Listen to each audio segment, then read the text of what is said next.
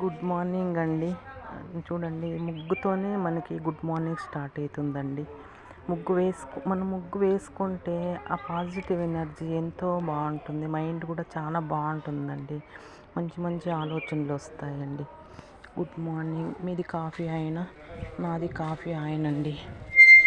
మీరు అన్నీ అన్నీ మనం ఏం ఆలోచన చేసినా కూడా అంత పాజిటివ్గానే ఆలోచన చేయాలండి. అన్ని విధాలుగాను మనకు మంచి జరుగుతుంది. ఈ ప్రపంచంలో ఇప్పుడు చూడండి, ఆపరేషన్ సింధూర అనేది అవసరమా అండి ఇప్పుడు వాళ్ళకి, పాకిస్తాన్ వాళ్ళకి? నేను గమనించిండేది ఏమంటే ఇప్పుడు మన ఇండియాలో ఈ ముస్లిమ్స్ హిందువులు బాగున్నారండి, ఆప్యాయతగా ఉన్నారు. మన హిందువులో పాకిస్తాన్ బుద్ధులు ఉండొచ్చేమో కానీ మన ఇండియాలో ముస్లిమ్స్ చాలా మంచోళ్ళండి. వాళ్ళు ఐక్యమత్యంగా ఉంటారు.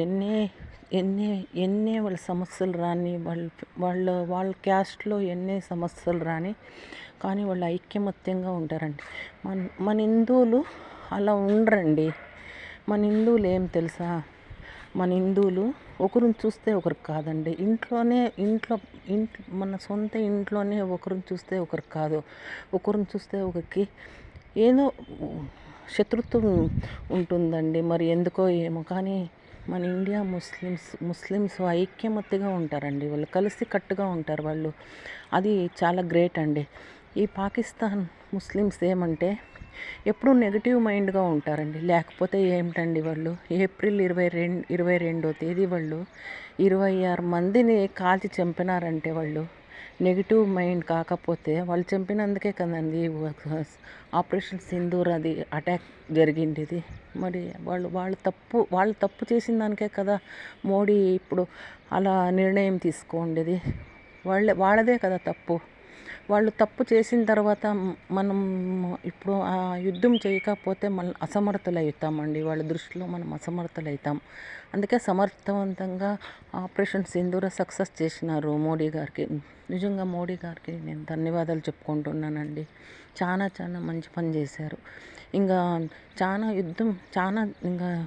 వాళ్ళు పాకిస్తాన్ వాళ్ళు ఇంకా ఏమేమి ప్లాన్ చేసుకుంటున్నారో తెలియదండి. ఇస్కాన్ టెంపుల్ ఉంది, చాలా ఉన్నాయి బెంగళూరులో.